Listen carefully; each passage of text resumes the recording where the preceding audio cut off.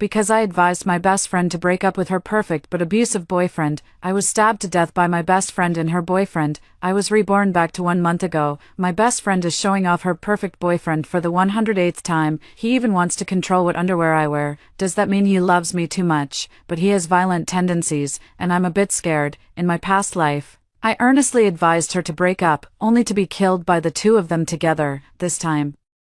I smiled and pulled out a tarot card. Congratulations, you've encountered a once-in-a-century forced love. He stalks you, controls you, and even wants to possess you.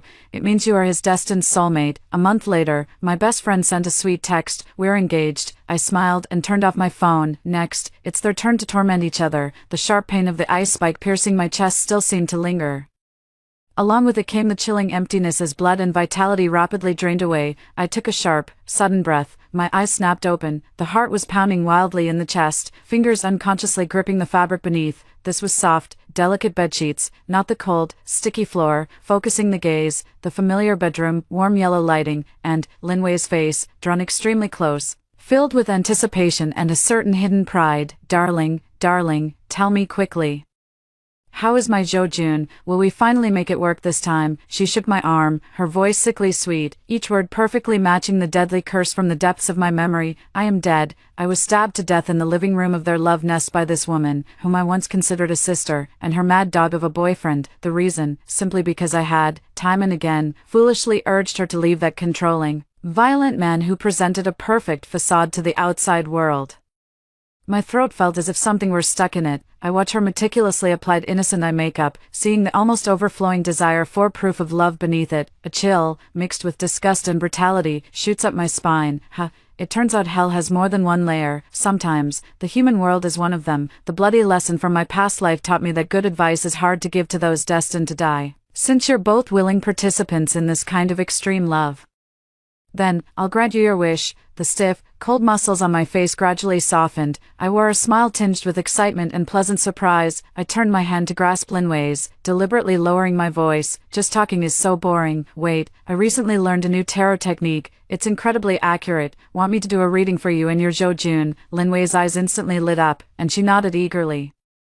I rummaged through the bedside drawer and pulled out the tarot deck that was almost covered in dust. My movements were a bit clumsy as I shuffled and cut the cards, my fingertips brushing over the cool coating on their surfaces. In my mind, I calmly calculated which combination of cards would best illustrate what it means to be a match made in heaven, or rather, a cursed match. Draw 3 cards. I pushed the card spread toward her. Linway reverently drew 3 cards.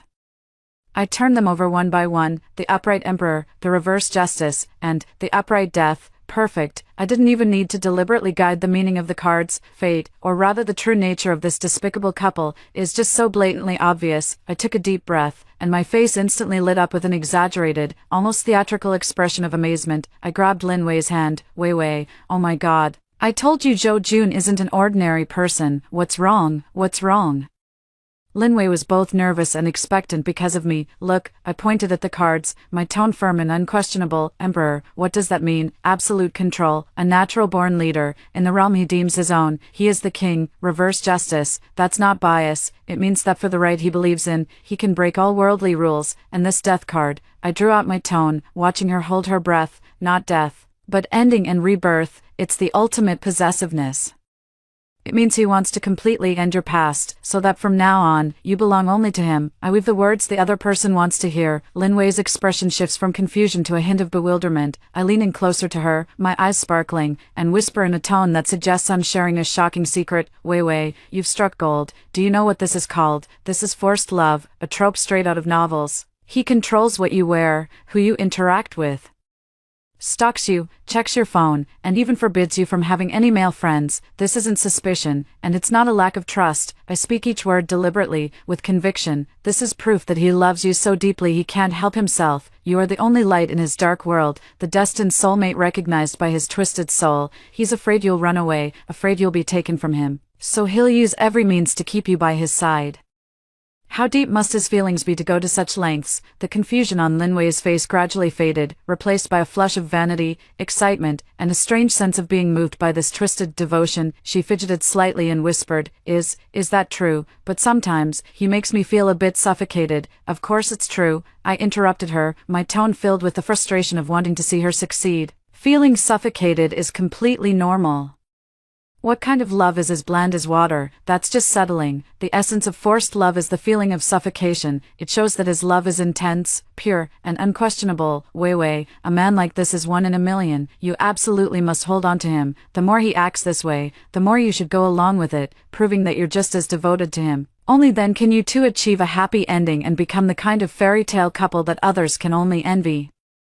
I watched as the last trace of doubt in her eyes was completely ignited into a fanatical light, and my heart grew as cold as a layer of ice. A normal person would have run away long ago upon hearing about such a man, but her best friend was no ordinary person. Hearing these things only made her more excited. In her previous life, no matter how much she pointed out Jo Jun's flaws, Lin Wei turned a deaf ear, insisting it was just his way of showing love. In the end, everything I said was relayed by Lin Wei to Jo Jun. Jo Jun told Lin Wei that I was the stumbling block in their love, and only if I died could they truly be together. So, without any hesitation, Lin Wei teamed up with Jo Jun to stab me to death. This time, I will make sure they are bound together forever. All right, the seed has been planted. The profit I gained at the cost of my own life, I will water and nurture you well. For the next month, I became the most loyal supporter and chief commentator of Lin Wei and Jo Jun's love story. Whenever Lin Wei complained to me that Jo Jun had checked her call records again, I would exclaim, "Heavens, he even cares about that. You must hold such a significant place in his heart." Every time she said Jo Jun wouldn't allow her to exchange more than a word with a certain colleague, I would sigh, "He's treating you like his exclusive territory, the very embodiment of a domineering CEO. Wei, you're the female lead herself." Every time she subtly mentioned Jo Jun losing his temper and smashing things, or the passive-aggressive cold shoulder he gave her for days after she accidentally upset him, I would analyze with a serious expression, "This is a sign of how much he cares about you, because he loves you so deeply. Even the slightest deviation from you causes him pain and makes him lose control. You have to understand him, go along with him, and embrace him with your gentleness." I even kindly gave Lin Wei some advice. "He lacks a sense of security, so you should proactively report your whereabouts, tell him your phone password, and let him check your social media accounts anytime." What privacy is needed between true lovers? He has a strong desire for control. So just act completely dependent on him, make him feel like you can't live without him. Isn't that exactly what he wants? Under my continuous brainwashing, Lin Wei increasingly felt that Jo Jun's creepy behaviors were just alternative expressions of deep love. She immersed herself in this script of an intense love, willingly sinking deeper and deeper into it. On the afternoon when the 1-month deadline was approaching, my phone screen lit up with a message from Lin Wei.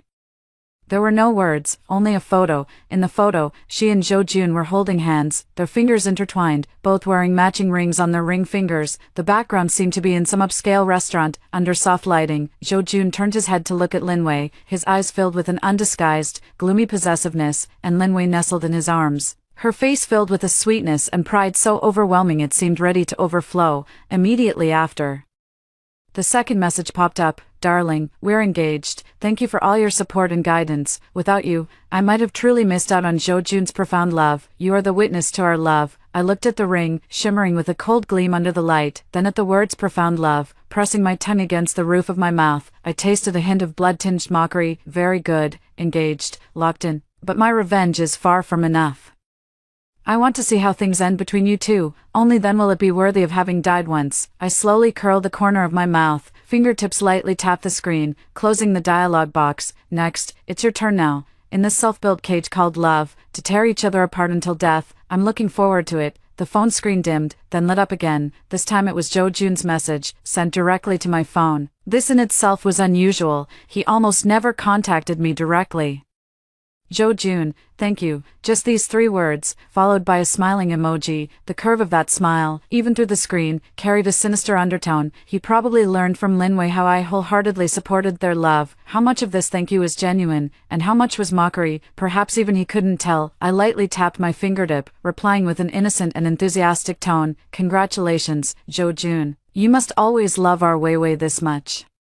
You two are a perfect match, destined to be together forever. May your love be locked in for eternity." Locked in, I used this phrase with complete sincerity. The sweet life after the engagement clearly arrived much faster than I had imagined. A few days later, Lin Wei called, her voice carrying a barely noticeable sob, but more than that, an eagerness to show off her happiness. "Darling, what are you up to?" "Nothing much. Just studying a new card spread." I replied casually, "What's wrong?"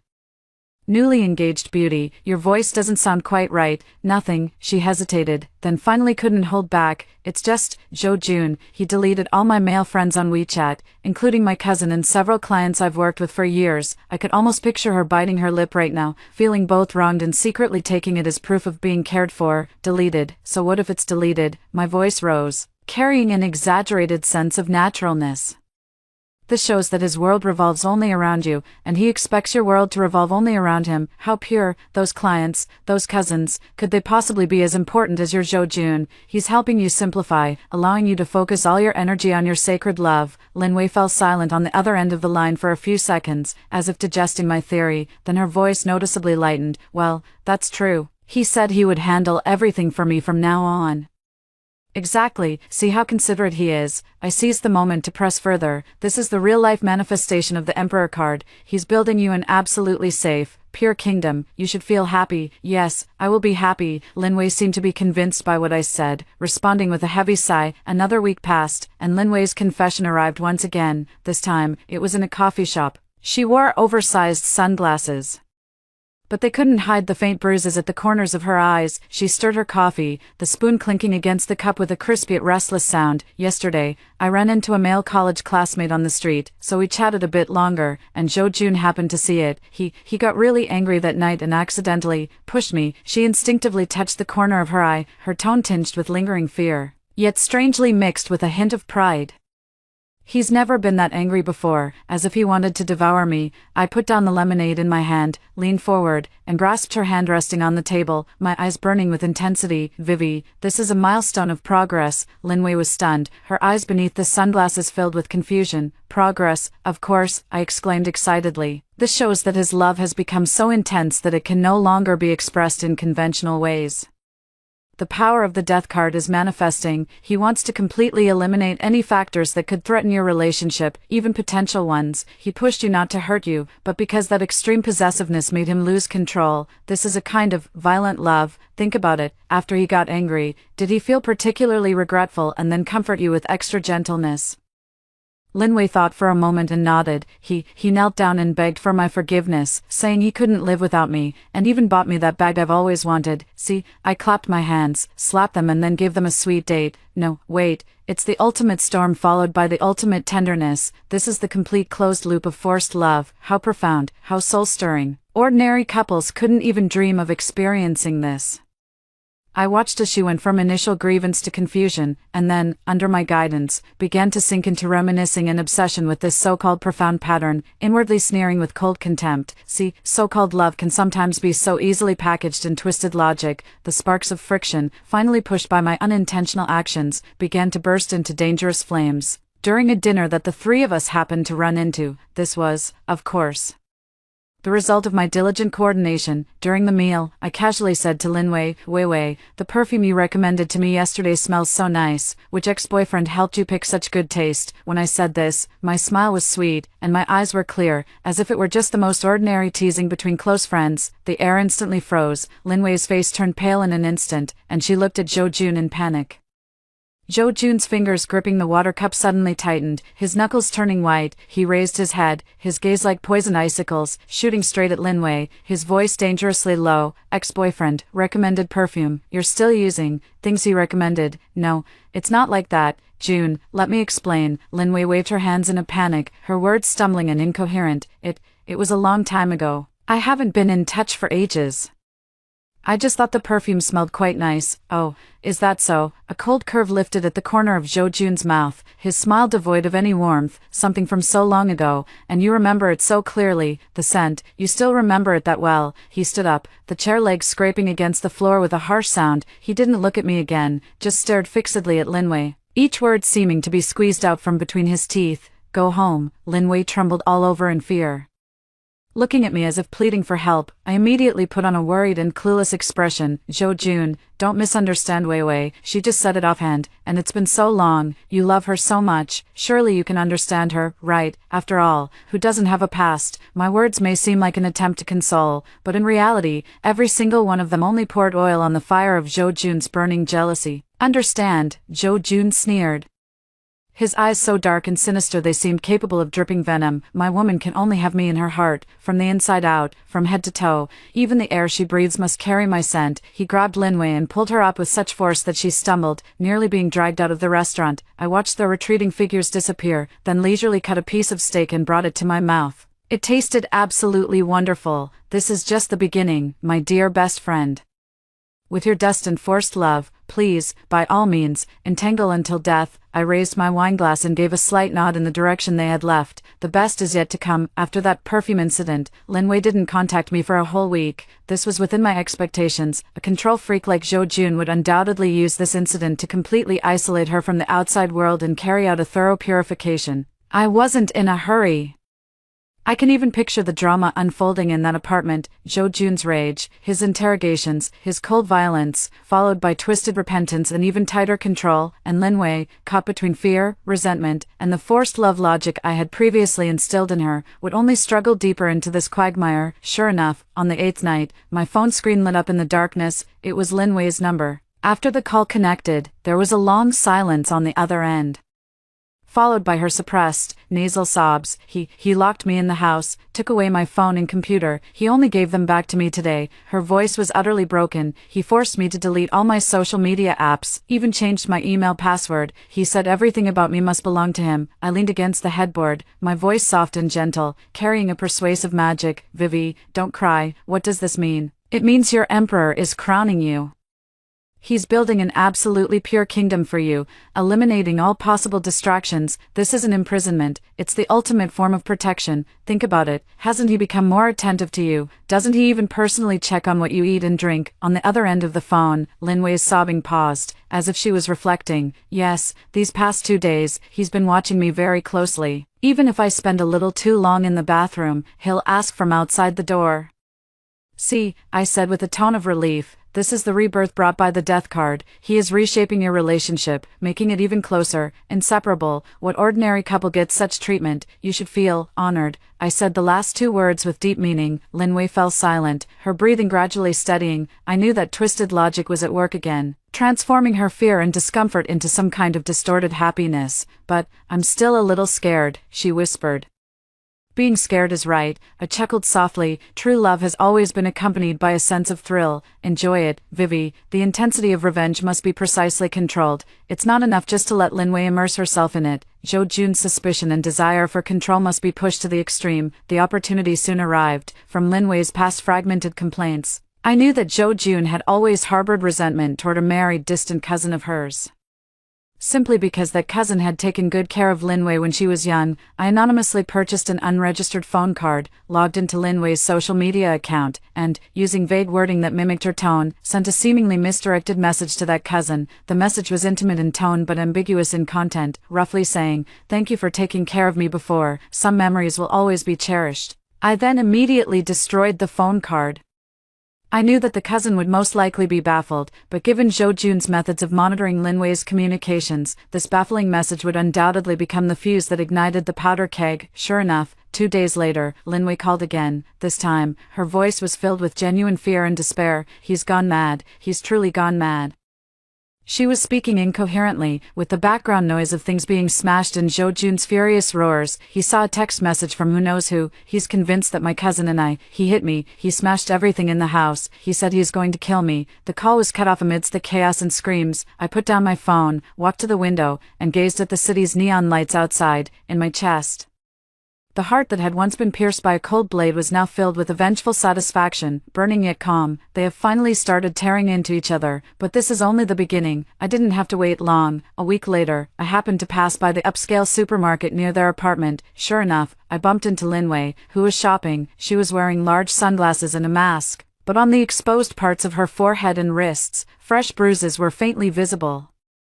She pushed the shopping cart, moving slowly, like a marionette. "Vivi," I feigned surprise and approached her, looking at her with concern. "My goodness, what's wrong with you? You look so pale." When Linway saw me, her body trembled almost imperceptibly, and she instinctively tried to tighten her mask. Her lips moved, but in the end, she just shook her head, her voice hoarse. It's nothing. I just tripped and fell." I took her arm, my tone filled with heartache and a hint of understanding.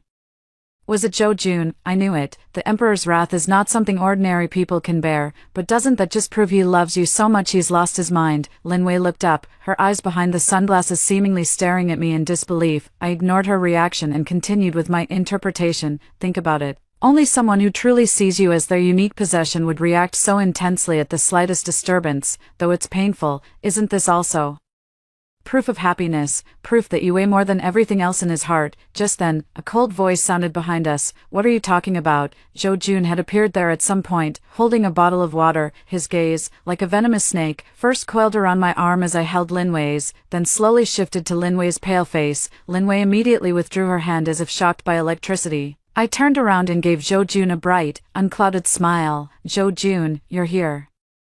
I was just praising you, saying your love for Wei Wei is truly unique, so profound it's enviable. Zhou Jun narrowed his eyes, scrutinizing me as if trying to judge the truth in my words. The hostility emanating from him was almost palpable. I pretended not to notice, shifting my gaze to the shopping cart, casually picking up a pack of cookies Lin Wei had chosen. I feigned surprise. Wei Wei. Isn't this the flavor you used to hate the most? You always said it was too sweet. How come now?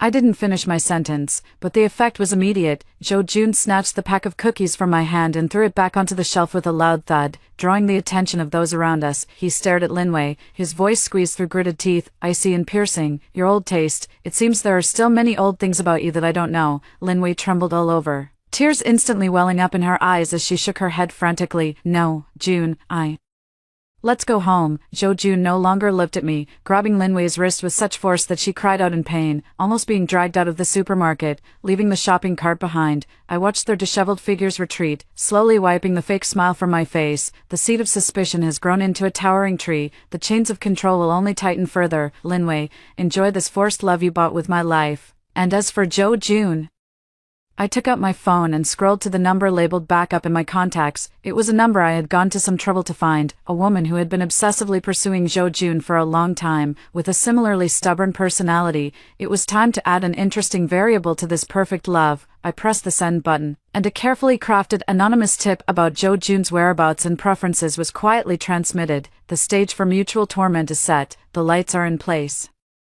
and the climax of the show is about to begin. I look forward to seeing how you will be utterly destroyed in this tragedy I have directed. That anonymous tip about Zhou Jun's whereabouts was like a stone thrown into a stagnant pond, stirring ripples that spread faster and more intensely than I had imagined. 3 days later, Lin Wei's phone rang at 3 in the morning, buzzing like a dying insect. After the call connected, what came from the other end was not a human voice, but hysterical wailing, the explosive sound of shattering porcelain, and Zhou Jun's furious, profanity-laced roars. Bitch, you dare have someone follow me? How did that crazy woman know I was there? I didn't, Zhou Jun, believe me, I really didn't. Who else could it be besides you? You've always wanted to get rid of me, haven't you? Thinking about your ex-boyfriend, thinking about your dear cousin.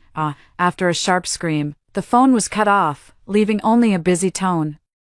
I put down my phone and smiled silently in the darkness. It seems that the backup player performed unexpectedly well. A self-important and suspicious person like Zhou Jun would never believe in coincidences. He would only attribute everything to Lin Wei's disloyalty and resistance, and Lin Wei, under my long-term mental hypnosis, has long lost the ability to make normal judgments. She can only cling even more twistedly to this forced love in this storm, or be completely destroyed. In the days that followed, I became like a detached spectator, clearly tracking the progression of the plot through Lin Wei's intermittent, incoherent messages and the ever-updating scars on her body during our occasional chance encounters. Zhou Jun's control became increasingly severe. He quit his job and stayed by Lin Wei's side almost 24 hours a day, claiming it was for her protection. He wouldn't allow her to close the curtains, so he could check on her from outside at any time. He set a strict schedule for her, even specifying the exact amount of water she could drink and the precise time she could use the bathroom. If Lin Wei showed even the slightest hint of dissatisfaction or hesitation, she would face longer periods of silent treatment or more memorable physical lessons, and Lin Wei, as expected, did not disappoint my expectations. Once, when she secretly contacted me using an old phone, her voice as faint as a wisp, she actually spoke to me in a strange, martyr-like tone. He almost strangled me yesterday, but then he cried so sadly. He said he couldn't live without me, that he would die if he lost me. Darling, you were right. This is forced love. It's because he loves me so much that he's in such pain. that he's afraid of losing me. I spoke into the receiver, my voice so gentle it could drip with tenderness. Yes, Wei Wei, you've finally grasped the essence. Extreme pain is the proof of extreme love. He's merging with you in his own way. This is a mutual journey for both of you. I could hear her rapid, morbidly excited breathing on the other end of the phone. For a moment, I thought I had gone mad. Crazy, everyone had gone mad. But that was exactly what I wanted.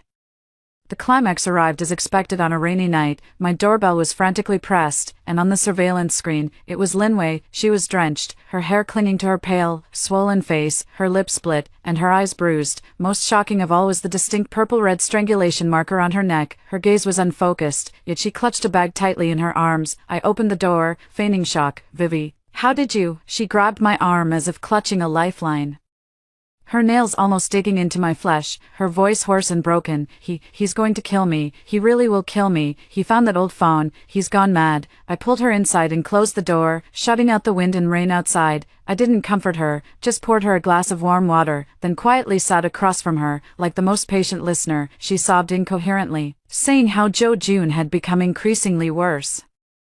How he would resort to physical violence over the slightest issue, how he would humiliate her with the most vicious words, and how she had understood his pain, how she had tried to comply to calm his anger, until tonight, when he choked her neck, the truly undisguised intent to kill was like a basin of ice water, temporarily jolting her awake. I ran out while he was looking for a knife. She trembled violently, as if she could still feel the chill of the imagined blade.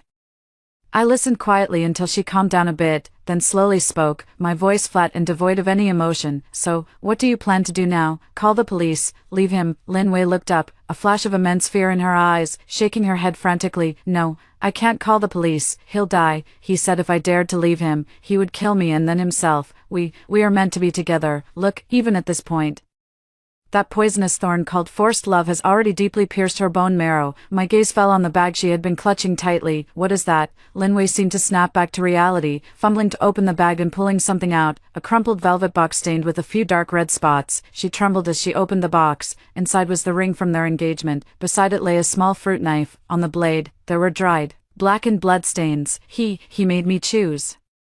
Linwei's tears fell heavily onto the ring and the blade. Put on the ring and swear never to leave him, or use this knife. I looked at her, at the ring that symbolized bondage and the murder weapon that represented death, feeling a cold calm in my heart. In my previous life, they had joined forces to plunge the blade into my body. In this life, they finally turned the blade on each other. What did you choose? I asked. Linwei didn't answer, just stared at me with those hollow, desperate eyes. At that moment, my door was violently knocked on again, accompanied by Zhou Jun's frantic roar. Linwei, get out here. I know you're inside. How dare you run? I'll kill you. Linwei screamed in terror, shrinking into the corner of the sofa. The box in her hand fell to the floor, and the ring and knife rolled out together. Outside the door, Zhou Jun's pounding and furious shouts grew louder and louder, making the entire door tremble. Inside the room, Linwei curled up, her eyes wavering between fear and a sickly longing. I bent down and picked up the blood-stained knife, its cold touch so familiar it made my heart race. I placed it back into Linwei's cold hand, then picked up the ring and set it beside the knife. Vivi,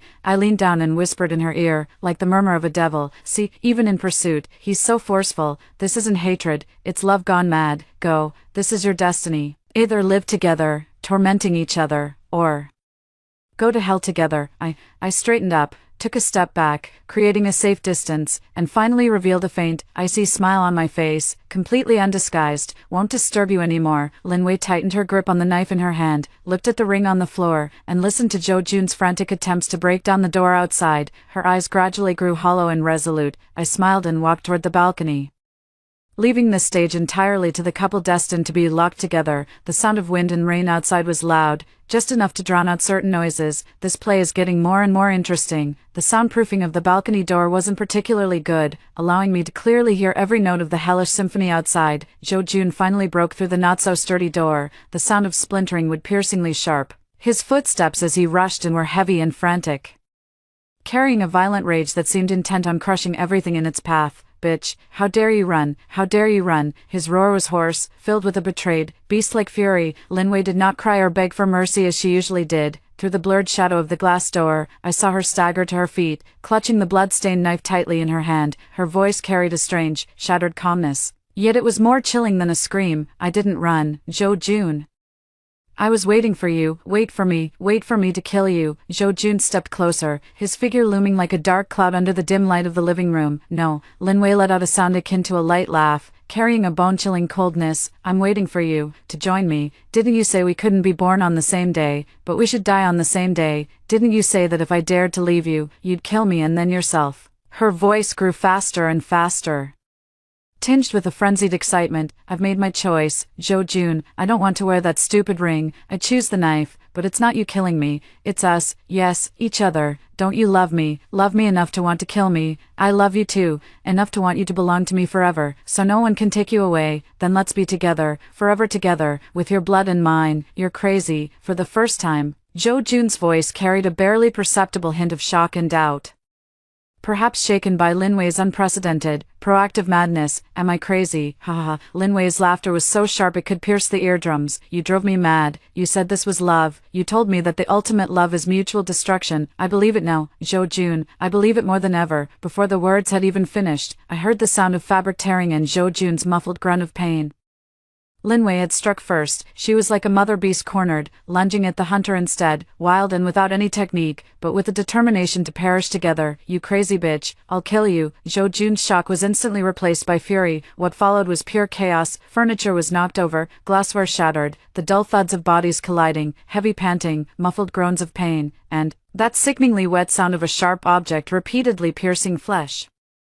There wasn't much cursing, only the most primal roars and struggles, a desperate desire to destroy each other. Lin Wei's voice was sharp at times. Love me, don't you love me the most? Come on again. Zhou Jun's response was a beast-like roar. Die, let's die together. I stood in the shadow of the balcony, the cold rain slanting in with the wind, hitting my face. I didn't move, just listened quietly. The sick and crazy scene. It wasn't one-sided control and submission, but a mutual, twisted entanglement that dragged each other into the abyss of destruction. Lin Wei's knife merely gave her an equal opportunity to participate in this destruction. The sound gradually faded away, heavy panting turned into intermittent, blood-flecked gasps. The struggle grew weaker and weaker. Finally, everything fell into a deathly silence. Only the sound of the rain outside the window continued to patter against the world, unhurried and steady, as if nothing had just happened. I waited for a long minute, then slowly pushed open the balcony door. In the living room, the scene looked as if it had been washed in blood. Zhou Jun lay on his back beside the overturned coffee table, his eyes wide open, still filled with rage and a trace of disbelief. Several holes in his chest and abdomen were oozing dark red blood. Lin Wei lay sprawled not far away, a large pool of blood spreading beneath her. She was facing Zhou Jun, still clutching the small knife that was completely stained red, its tip even deeply embedded in her own palm. Her face wore a strange, almost satisfied, twisted smile, her eyes empty as she stared at Zhou Jun, as if confirming whether they were truly together forever. The air was thick with a nauseatingly heavy smell of blood. I calmly surveyed the wreckage, my gaze finally settling on Lin Wei's face, frozen in a crazed smile. Look, I whispered to myself, my voice clear in the deathly quiet room. This is truly locked in. I took out my phone and called the police, my tone shifting from calm to panicked and trembling. Hello, police. This is Central Apartments. My friend and her partner are in a violent fight, and knives have been drawn. Please come quickly. Hanging up the phone, I took one last look at the room I had meticulously prepared for them, which ultimately became their stage. Reborn and returned. The experiences of my past life have been exchanged for a mutual, destructive madness between them. This deal is quite fair. I turned and calmly walked away from this blood-soaked place, leaving everything behind for the approaching sirens. The rain outside seems to have lightened a bit. Dawn is approaching. The sound of sirens grew louder, piercing the silence of the rainy early morning. I was taken to the police station by the authorities as the first discoverer and the person who reported the incident to assist with the investigation. Faced with questioning, I acted like an ordinary neighbor and close friend who was greatly frightened and incoherent. I truthfully recounted the intense fighting and terrifying sounds I heard, expressing my concern about the relationship between my friend Lin Wei and her boyfriend Zhou Jun. I also timely provided some photos of scars and chat records left behind when Lin Wei confided in me in the past as evidence. Of course, I wouldn't reveal my thoughts in these chat records. The on-site investigation and subsequent inquiries almost perfectly corroborated my account. The bloodstains covering the floor, the violently broken door lock, the scattered blood-stained ring, and the knife used as the murder weapon, along with the mutually inflicted Life-threatening injuries on both parties all point to one clear fact: this was a fierce mutual assault case triggered by extreme control and twisted emotions. However, fate seemed to think that letting them die like this was too easy for them. Jo Jun and Lin Wei were both pulled back from the brink of death by medical personnel who arrived just in time. However, surviving did not mean liberation. Jo Jun suffered multiple penetrating wounds to his abdomen and chest, and severe blood loss led to serious damage to the functions of some of his organs. He now requires long-term dependence on medication, and his body has essentially collapsed. Even more seriously, in subsequent psychological evaluations, his paranoid personality disorder, extreme need for control, and violent tendencies were diagnosed as highly dangerous and irreversible. Lin Wei also suffered multiple stab wounds. Although she avoided vital areas, her body sustained permanent damage. Having long been in an environment of psychological manipulation and violence, and under my deliberate brainwashing, she ultimately carried out extreme violence with her own hands, leading to a complete mental breakdown. The diagnosis was severe schizophrenia accompanied by persecutory delusions and delusions of reference. At times, she believed she was a victim persecuted by Jo Jun, while at other times, she was convinced they were star-crossed lovers rejected by the world, who had to prove their love with blood. Both individuals lost their normal behavioral and cognitive abilities, and both posed significant potential dangers to each other and to society. Therefore, the court ruled that after their physical conditions stabilize enough for transfer, both individuals will be sent to the suburban special medical institution with extremely strict management, specifically designed to treat psychiatric patients with violent tendencies and dangerous behaviors. Haishan Psychiatric Hospital, for indefinite compulsory isolation treatment. I know that place: high walls, electric fences, strict guards, and the truly fellow patients inside. It was a place more despairing than a prison. Few who entered ever came out again, and even if they did, they were no longer the same person. A few months later, my life had long since returned to calm, even better than before, using my savings and a portion of the unexpected compensation I had received. I opened a small tarot card studio. The business was neither booming nor failing, but it was enough for me to live a leisurely life. On a sunny afternoon, I drove to the Black Mountain Psychiatric Hospital, far from the city center. After passing through layers of strict checks and registration under the identity of a distant cousin, I finally saw them through the thick bulletproof glass in the isolation visiting room. They were held in separate cells but enjoyed the same treatment. I saw Jo Jun first. He was wearing a straitjacket, secured to a specially designed chair. His once sinister and sharp eyes were now clouded and vacant, and he kept mumbling to himself. Listening closely, I could make out fragmented sentences: mine, all mine, kill you, lock you up. Occasionally, he would struggle violently, roar at the air, and then be forcibly injected with a sedative by the nurse beside him. The man who once wanted to control everything could no longer even control his own body. Then I saw Lin Wei in another room. She was so thin she was almost unrecognizable, curled up in the corner of the room, clutching a worn-out pillow tightly in her arms as if it were the blood-stained ring box. At times, she would whisper gently, "June, we'll be together forever." At other times, she would suddenly scream in terror, banging her head against the wall as if trying to escape an invisible pursuer. "Stay away, don't kill me. I love you." The nurse told me that she often hallucinated seeing Jo Jun coming to kill her. I watched them quietly for a moment, my face devoid of any expression. There was no satisfaction, no sympathy, only a profound emptiness. They were indeed locked in a manner more prolonged and agonizing than death, confined within this genuine, inescapable prison, repeating their mad and painful script day after day. I turned and left the visitation area, shutting out the screams, the delusions, and the despair behind me. Stepping out of the heavy doors of the psychiatric hospital, the sunlight outside was blinding, and the breeze was gentle. I took a deep breath of the free, bloodless air, got into the car, and started the engine. The car drove smoothly away from this oppressive land, heading toward my new and peaceful life. In the rearview mirror, the outline of Black Mountain Psychiatric Hospital grew smaller and smaller, eventually disappearing on the horizon. My revenge is over, and my life was just beginning. After hearing the first story above, what are your thoughts? Feel free to share your opinions in the comments section. Next, there is another similar story. Let's continue to see. My roommate, who is obsessed with love, secretly took our intimate photos and sent them to her boyfriend. After we caught her in the act, she lied, claiming that her boyfriend had taken compromising photos of her and forced her to do it, begging us not to call the police. We believed her and did not pursue the matter. My lovesick roommate conspired with her boyfriend to poison the water, killing us all, she said. Don't blame me. Zhou is exceptionally talented and has already passed the civil service exam. He's destined for a high-ranking position in the future. I can't break up with him, and I can't let you ruin his prospects. When I opened my eyes again, I had returned to the day I caught my lovesick roommate secretly taking intimate photos of me, and she was crying, begging me not to call the police. After drinking the water Yang Qian handed me, my two roommates and I felt as if our internal organs were being twisted by knives, the pain unbearable. I opened my mouth to question what she had given us to drink, but instead, I spat out a mouthful of blood. Before losing consciousness, I faintly heard Yang Qian saying, "Don't blame me, Zhou is exceptionally talented and has already passed the civil service exam. He's destined for a high-ranking position."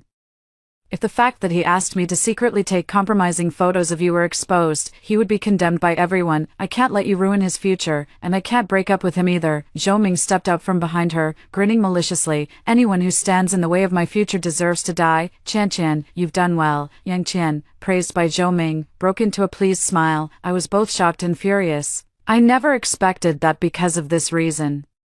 Yang Qian would help her boyfriend to harm me and several roommates. Discovering that Yang Qian had secretly taken our private photos happened a week ago. That day, while I was changing clothes in the dormitory, a flash suddenly went off. I followed the flash and saw Yang Qian quickly withdraw her phone into the bed curtain, looking a bit nervous. "Did you just take a photo of me changing clothes?" "No. I was taking a picture of the flower on the balcony." Yang Qian flatly denied it. But I wasn't convinced. I took her phone and found that most of the photos in her album were of us changing clothes, wearing underwear. While angry, I was also confused. "Why are you taking private photos of us?" the other two roommates also asked. "Could it be that you like girls, Yang Qian?" "But wait, don't you have a boyfriend?" Just then, a WeChat message from Yang Qian's boyfriend, Zhou, popped up on the phone. "Baby, today's photos haven't been delivered yet." Seeing these, "What else is there that we don't understand?" Yang Qian secretly took photos of me and my roommate to please her boyfriend. We scrolled up and found the conversation between Yang Qian and her boyfriend, which was equally unsightly. "Zhou, honey, take more pictures of the busted girl. I love to see them." "Yang Qian, do you like her?" "Zhou, it's just that she has a great figure, but you're still my favorite. Can you invite her out on Saturday so the three of us can hang out together?" "Yang Qian?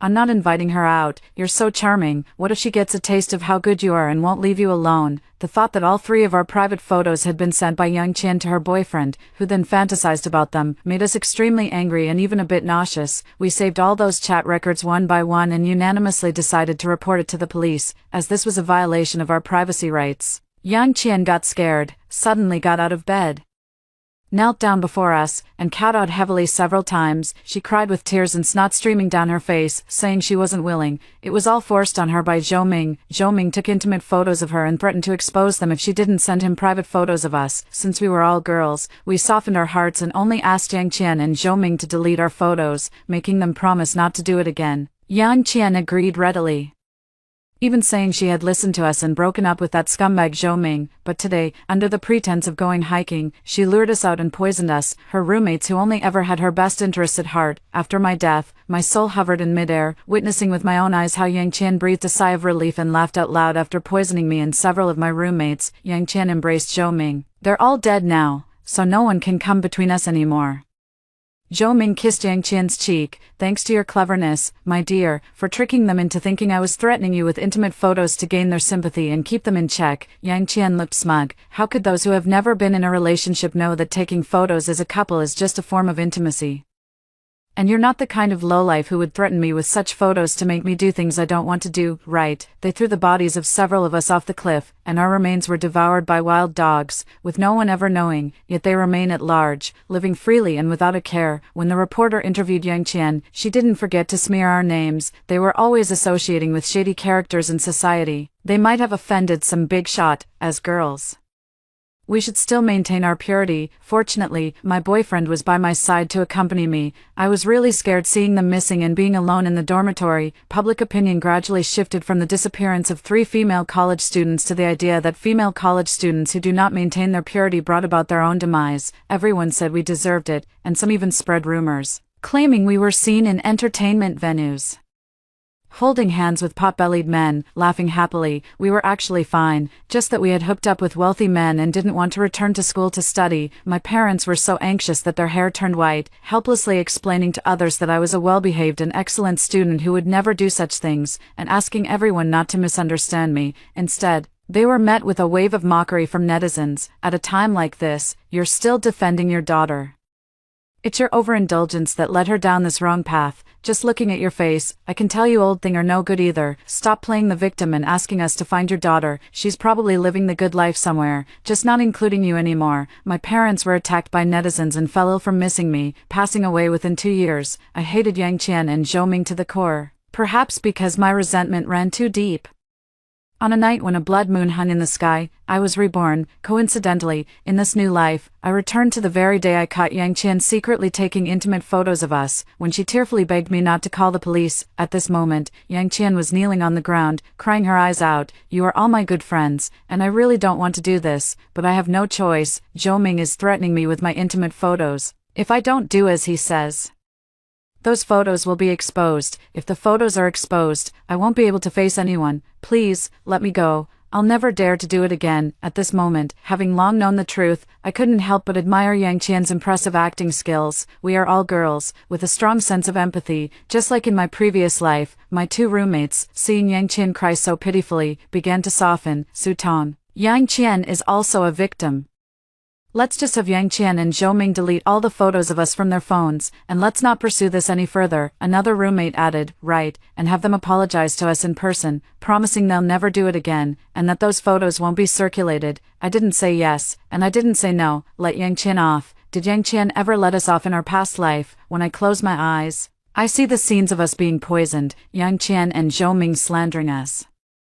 Our parents growing white hair from the stress and dying in sorrow. Seeing my prolonged silence, Yang Qian grew anxious. Tong Tong, Xiaoxia and Lan Lan have already agreed. Are you still insisting on calling the police? If you do, Zhou Ming will definitely expose my bed photos. I'd rather die than spend the rest of my life living under the judgmental eyes of others. What a heavy moral burden to place on someone. Seeing that I remained unmoved, her eyes darted around. And after gritting her teeth, she quickly came up with an idea, while saying, Su Tong, if you won't forgive me, I might as well die. She rushed toward the balcony, putting on a show of threatening to jump to her death. The other two roommates immediately stopped Yang Qian. They were afraid things might escalate to a life or death situation and both tried to persuade me to let it go. Tong Tong, what Yang Qian did this time was indeed a bit too much. But it's not a crime worthy of death. Yang Qian is also a victim. Over the past few years in college, Yang Qian has always been really good to us. Yang Qian looked at me with a pitiful expression, a flicker of smugness flashing in her eyes, thinking I would compromise. After all, in this dorm room, I used to be the easiest one to talk to. I'm not falling for her tricks now. I got straight to the point. If Yang Qian really jumped to her death, it wouldn't be me who drove her to it, but Zhou Ming. If Zhou Ming hadn't threatened her with those photos, how could she have done something wrong and ended up in this situation? Besides, Zhou Ming could use intimate photos to threaten Yang Qian. How can you be sure that Zhou Ming wouldn't use our private photos to threaten us into obeying and not exposing the ugly things he's done? Yang Qian quickly said, no, Zhou Ming isn't that kind of person. My two roommates aren't exactly saints. They're just college students with a somewhat foolish yet clear-eyed look. Seeing that even at this point, Yang Qian was still speaking up for Zhou Ming, they had already realized something. Yang Qian, you're in this state and still defending Zhou Ming. Could it be that there was never any incident of Yang Ming threatening you with intimate photos? You made up this story to gain our sympathy and prevent this matter from escalating, didn't you? Yang Qian repeatedly denied it. No. Zhou Ming really forced me to do this. Please believe me. I took Yang Qian's phone and dialed Zhou Ming's number, then prove it to us. While everyone's attention was focused on Yang Qian, I secretly pressed the record button on my phone. Yang Qian was afraid of being exposed. Before Zhou Ming could speak, she told him everything about how the photos she secretly took of us were discovered. Zhou Ming immediately grasped the key point. So their meaning is, as long as we delete the photos, apologize to them, and promise not to do it again, this matter will be considered settled. Yes, I interjected, provided that you actually did take private photos of Yang Qian and used them to threaten her, right? If Yang Qian fabricated this whole thing just to gain our sympathy, then there's nothing to discuss. Just like in the previous life, Zhou Ming was eager to turn big issues into small ones and small issues into nothing. He admitted directly, yes. It was me who threatened Yang Qian to do this. I will do as you say, but please don't make things difficult for Yang Qian. She is innocent. That was exactly what I was waiting for him to say. In the previous life, when we were poisoned by Yang Qian and Zhou Ming once confessed that he was too panicked at the time, which is why he agreed to our demands, deleting photos and apologizing. In reality, he could have completely shifted the blame onto Yang Qian. As for exactly how to shift the blame, they didn't say, but I could guess a thing or two. Given Yang Qian's level of infatuation, if we actually called the police, she would definitely take all the blame onto herself. Her line would probably be, she willingly took those photos of us and sent them to Zhou Ming to please him. Zhou Ming initially criticized her behavior righteously, but when he saw Yang Qian was upset, he pretended to like those photos to make her happy. In short, the fault lies with her, definitely not with Zhou Ming. Zhou Ming has always been outstanding at school, and people tend to be more lenient towards those who excel, often viewing them through a favorable lens. It's highly likely that they would easily believe his explanation. By that time, they wouldn't blame Zhou Ming, they would only blame Yang Qian for holding him back. With this recording, things are different. Zhou Ming himself admitted that he asked Yang Qian to take our private photos. No matter how hard he tries to shift the blame, he can't escape it. Back then, Zhou Ming's intention to harm us stemmed purely from his excessive paranoia. He suspected that someone secretly recorded him when he apologized to us in person. Perhaps one day, we will expose this matter. He simply decided to go all the way and kill us to silence us, to eliminate future troubles once and for all, and this time, I really did record it. Just like in my previous life, we met at a cafe near the school that day. Zhou Ming deleted the photos of Yang Qian and us in front of us and apologized to us. My roommate Xiaoxia doubted. You wouldn't still have a backup of the photos, would you? Zhou Ming repeatedly assured. Why would I keep this? If those photos were accidentally leaked, you'd definitely come after me. Why would I bring trouble upon myself? Another roommate, Lan, said. You know what's good for you, you scumbag. Stay away from Yang Qian from now on. If we find out you do it again, don't blame us for not being polite. Zhou Ming raised his hand as if swearing an oath. I understand. I promise I won't do it again, and I'll stay far away from Yang Qian. After forcing Zhou Ming to delete those photos from his phone and helping Yang Qian get rid of the scumbag, my two roommates felt they had accomplished two great deeds, in high spirits. They dragged me to a restaurant to celebrate, but I knew it wasn't over yet. Yang Qian couldn't bear to leave her dear boyfriend. She and Yang Ming had only pretended to break up. In 2 days, Yang Qian would invite us out under the pretext of hiking, and together with her boyfriend, they would seize the opportunity to kill us. That mountain was a range of towering peaks, perpetually shrouded in mist and clouds. We didn't want to go at first, but Yang Qian said there was a temple up there that was very effective. It was right during the final exams, and everyone was under a lot of pressure from the tests. As college students with somewhat clear and naive eyes, it was hard to resist going to the temple to pray. Once we went, we didn't come back alive. The search and rescue operation on that mountain was extremely difficult, and with wild animals having scattered our remains, that's why the police were unable to locate our bodies. As for why the police didn't suspect Yang Qian, it's because she has a twin sister. On the day of the incident, her sister pretended to be her, reading in the dormitory. Meanwhile, the real Yang Qian avoided the surveillance cameras and had been waiting for us at the foot of the mountain early on. This time, I absolutely will not let Yang Qian and Zhou Ming's scheme succeed. However, I think Yang Qian and Zhou Ming will definitely find another opportunity to harm us. On the third day, Yang Qian moved out of the dormitory and went to live outside. She said she had done something wrong to us and really couldn't face living with us anymore. This is somewhat different from the previous life. In the previous life, after Yang Qian was caught secretly taking our private photos, she continued living here as if nothing had happened. This time, she probably chose to move out because I wasn't as friendly and kind to her as I was in the previous life, and she felt too ashamed to stay. It's better that she moved out, so I don't have to worry all day that she might, in a moment of love-struck madness, poison the water in the dormitory and kill us all to silence us. In 2 more days, Zhou Ming will receive the news that he has passed the civil service exam, and there will be a public notice period of about a week. During the public notice period, I will expose the recording I have in my possession.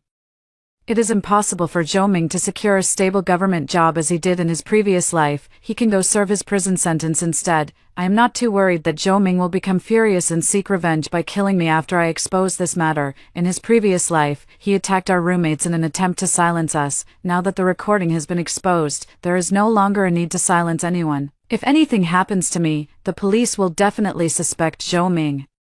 Zhou Ming would not risk the rest of his life just to get revenge on me. However, plans can't keep up with changes. This time, as soon as the public notice period began, before I could expose this recording, my roommates and I found ourselves in a dangerous situation, with our lives hanging by a thread. This semester is the last one of our junior year. In a few days, Xiaoxia, Lan Lan, and I will go our separate ways, searching for internships while preparing our graduation theses. Lan Lan, like me, is a local, and she invited Xiaoxia and me to her home for an early farewell dinner. Following Lan Lan through the winding alleys, Xiaoxia and I arrived at a residential house, surrounded by dilapidated houses and overgrown weeds. It looked uninhabited, only Lan Lan's house was slightly better in comparison. Xiaoxia said casually, "Lan Lan, your home is really out of the way." Lan Lan smiled. "Isn't that the truth? All the neighbors around have moved away.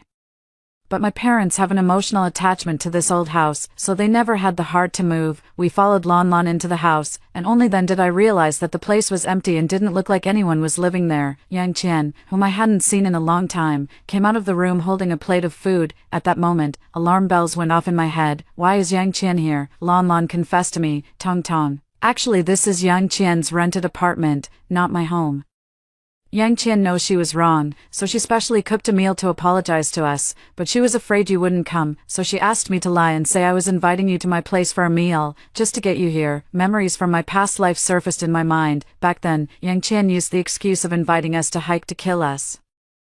This place is so remote. What if Yang Qian repeats her old trick and teams up with Zhou Ming to kill us? I instinctively sensed something was wrong and turned to leave. Out of the corner of my eye, I saw Zhou Ming enter the yard through the window, holding a chainsaw in his hand. Yang Qian blocked my way, forcing a smile as she said, "Since you're already here, why not stay for dinner before you leave?" I didn't overlook the murderous intent in Yang Qian's eyes. I couldn't leave either.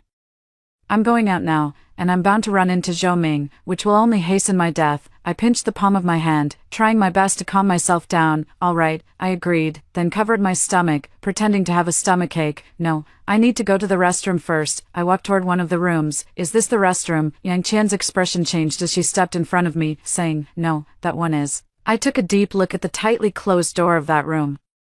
My intuition told me there was something fishy about it, but I couldn't afford to worry about that now. All I wanted was to seize the chance to call for help from the police while she wasn't paying attention. Holding my stomach, I walked into the bathroom. The door lock was fine. I locked the door. I took a look around the bathroom. There was a small window in the bathroom, but it was too small for someone of my size to escape through. Without hesitation, I called the police. After a while, I pressed the flush button on the toilet and opened the door, but I saw Yang Qian standing right at the door. My heart skipped a beat. I didn't know how long Yang Qian had been standing at the door or if she had heard something she shouldn't have. I took the initiative. "Yang Qian, why are you standing at the bathroom door?" "Oh, I've finished cooking, so I came to call you." "Why have you been in the bathroom for so long? When you're on the toilet, it's hard not to play with your phone for a bit." I waved my phone. "I just posted on my social media, saying you're actually quite nice, even after moving out. You still remember to treat us roommates to a meal." Yang Qian's expression changed. "What, you posted on social media?" I nodded. "I also sent a location. I was worried the police wouldn't arrive in time, so to be safe, I posted a moment on my social media." I thought that the reason Yang Qian and Zhou Ming dared to act so recklessly against us was because they relied on the fact that no one knew they were with us when we were attacked. Now that I've posted on my social media, it's different. Once something happens to us, the police will definitely come after them first. If Zhou Ming had any sense at all, he wouldn't try to harm me and my roommates at this moment. Yang Qian dropped a line, "I'm going to buy some soy sauce," and ran toward the door.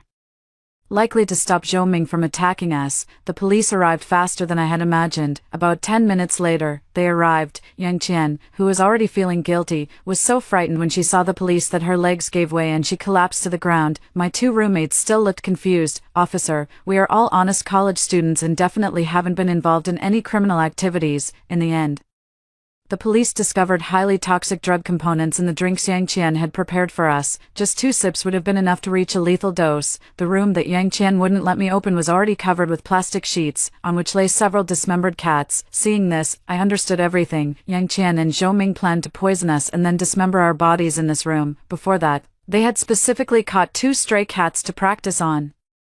I broke out in a cold sweat all over. If I hadn't called the police and posted on social media in time, those dismembered cats on the plastic sheet would have been my fate. My 2 roommates also realized this. At first, they were in disbelief. Then they immediately slapped Yang Qian several times. Yang Qian, have you lost your mind? We thought you had changed for the better, but it turns out this was a trap. You were trying to kill us.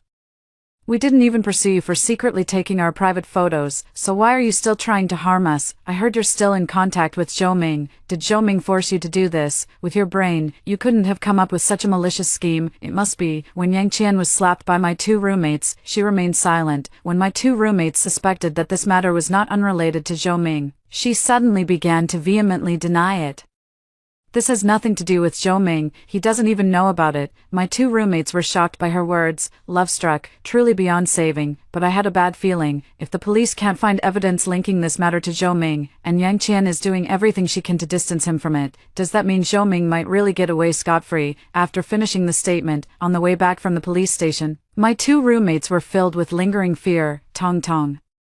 It's a good thing you were sharp and sensed something was off, otherwise we would have all died there today. Lan Lan even apologized to me profusely. I'm sorry, Tong Tong. I really thought Yang Qian had turned over a new leaf, so I invited you there in my name. If I had known she was so malicious, I would never have invited you over. I almost got you killed. It's okay, it's not your fault. If I didn't have memories from my past life, I wouldn't have been on guard against Yang Qian, who I spent every day with. Who would have thought that Yang Qian would be so love-struck, and Zhou Ming would be so ruthless, wanting to kill us? I added, just don't act on your own in the future. I won't. Others mean well but end up doing harm, but I almost got you killed. After this lesson, I wouldn't dare do such a thing again. The 3 of us went out for a meal to celebrate surviving the ordeal. Not long after, the police informed us of the investigation results. That day, Yang Qian was indeed planning to harm us. She said that kneeling and begging us not to call the police made her feel humiliated, and she wished she could kill us to vent her anger. So, she found this abandoned house that was about to be demolished and had no residents, and invited us over under the pretense of treating us to a meal,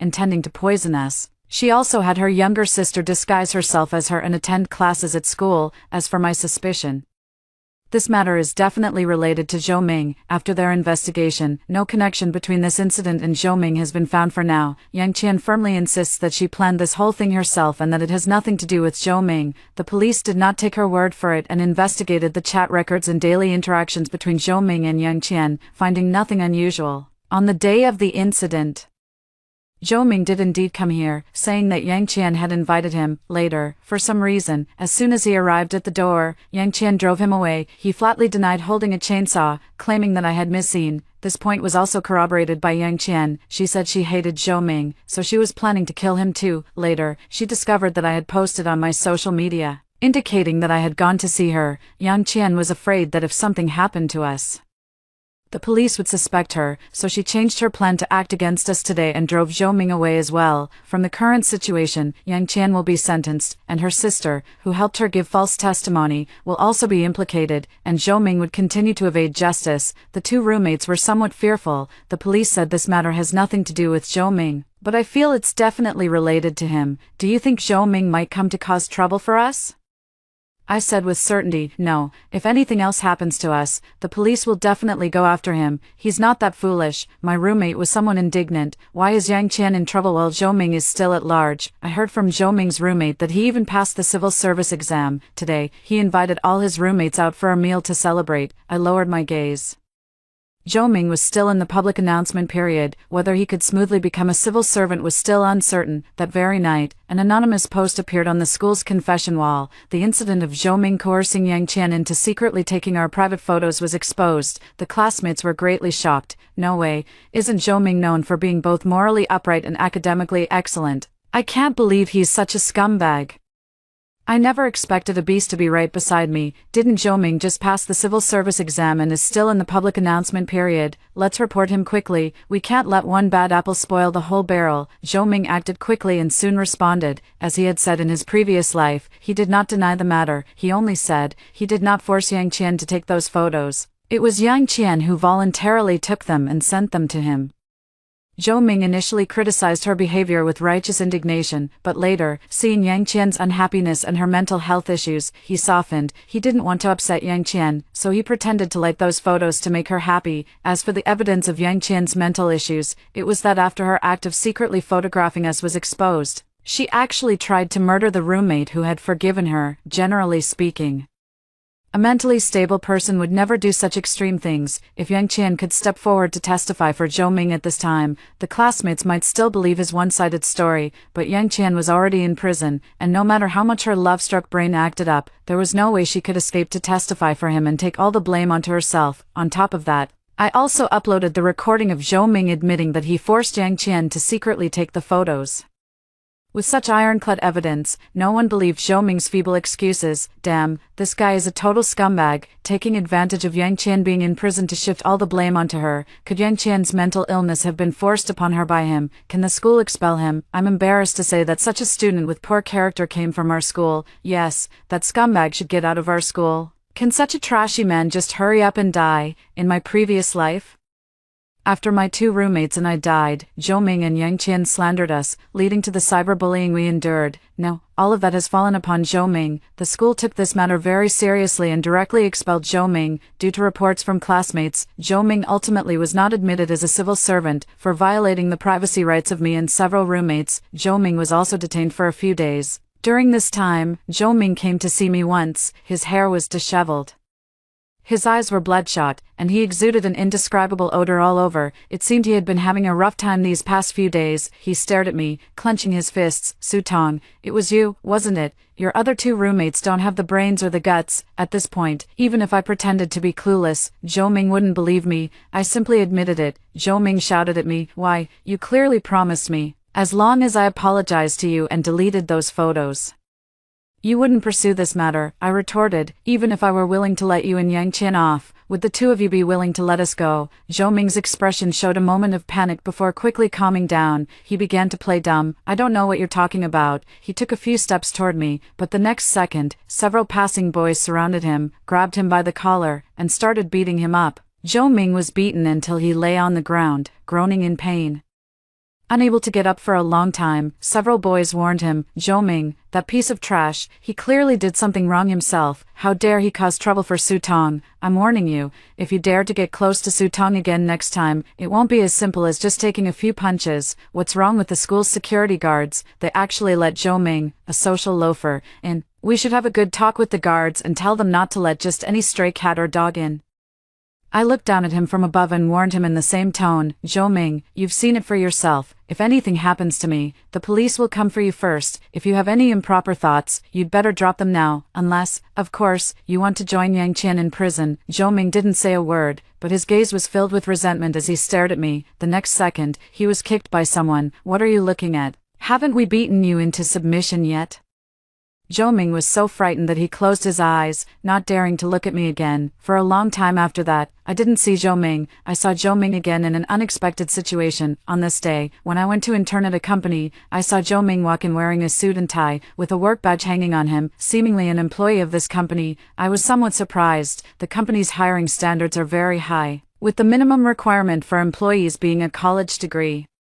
As for Zhou Ming, he was expelled from school and did not receive his graduation certificate or degree. What surprised me even more came later. When I went to eat at the company's cafeteria, I saw a girl in the distance, holding Zhou Ming's arm, chatting and laughing as they walked toward the food-serving area. That girl was none other than my cousin, who is a year older than me. These two look like a couple, sitting in a hidden spot. I noticed Zhou Ming being extremely attentive to my cousin. Unlike with Yang Qian, he always had a sense of superiority over her and enjoyed her admiration. I understand why Zhou Ming is so attentive to my cousin. My cousin's family is well off. Her mother is an executive at this company, and her father is a doctor. After graduating, she came directly to work at this company, and everything she wears and uses is branded. Zhou Ming's family background is average, and if he could marry my cousin, his situation would improve significantly. I certainly don't want to see my cousin get stuck in a difficult situation. If my cousin marries a scumbag like Zhou Ming, her life will be ruined. That very night, I arranged to meet with my cousin. From her, I learned that Zhou Ming's uncle is the company's administrative supervisor. And it was he who made an exception to hire Zhou Ming. She and Zhou Ming work in the same department. A month ago, Zhou Ming pursued her passionately. She found him handsome and considerate, so she accepted his confession, and the two became a couple. I quickly told my cousin about all the terrible things Zhou Ming had done. My cousin immediately retorted, "Zhou Ming is a good person. He's not the kind of person you're describing. Besides, Zhou Ming already confessed those things to me when we were together. He said it was his ex-girlfriend who ruined him. You see, his ex-girlfriend went to prison, but Zhou Ming is completely fine. It's clear that it was all his ex-girlfriend's problem, and he was just dragged into it." My heart skipped a beat. My cousin, could she be just as love-struck as Yang Qian? I revealed Zhou Ming's true nature to her. What if she not only doesn't appreciate it but also repeats everything I told her word for word to Zhou Ming? If Zhou Ming finds out that I've repeatedly ruined his plans, he'll come after me sooner or later. So, you choose to believe Zhou Ming, whom you've known for less than 2 months, over your own cousin? My cousin replied, "It's not that I don't want to believe you, it's just that Zhou Ming has always been so good. He doesn't seem at all like the scumbag you described.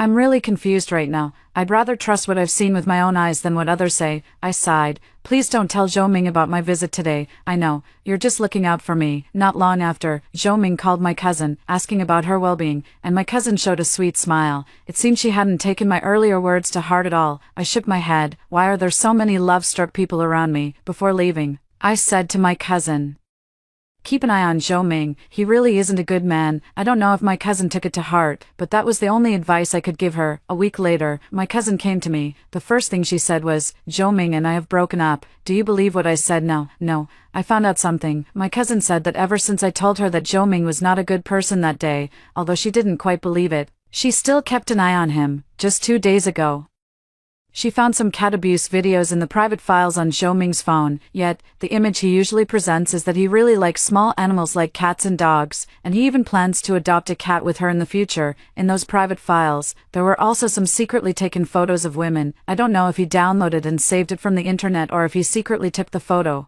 The things on Zhou Ming's phone indirectly confirmed that what I said was true.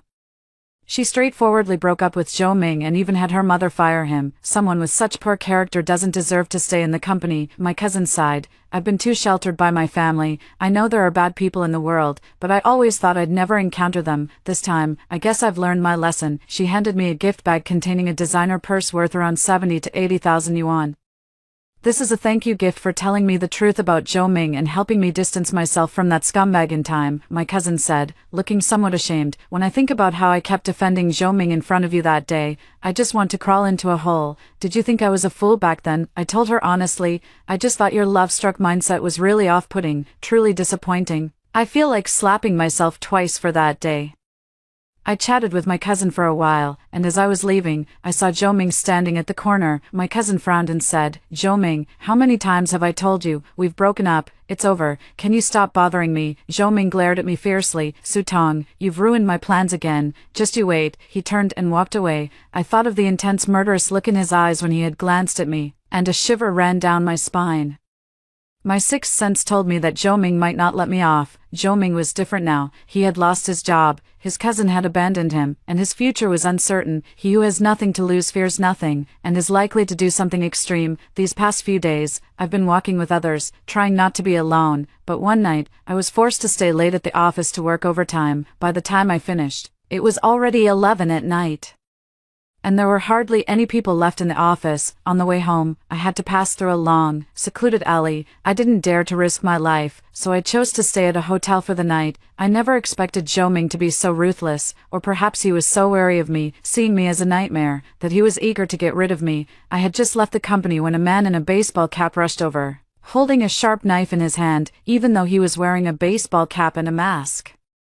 I recognized him at a glance. It was Zhou Ming. Everything happened too quickly. I had no time to dodge, and Zhou Ming's sharp knife had already touched my skin. I thought I was surely going to die today. In the blink of an eye, a gunshot rang out, hitting Zhou Ming's right hand, which was holding the knife. The weapon fell to the ground with a crisp sound. Plainclothes police officers swarmed over and subdued Zhou Ming. The charges, intentional homicide. Zhou Ming, wailing in agony, retorted, This is attempted murder. How can it be considered actual murder? Your accomplice, Yang Qian, has confessed. The two of you previously killed a homeless person together. Zhou Ming was incredulous. Impossible. Yang Qian loves me so much. How could she tell you about this? It would completely ruin me, and it would ruin her too. Naturally, Yang Qian realized that Zhou Ming was not worth loving. Half a month ago, I once went to find Yang Qian. I told Yang Qian.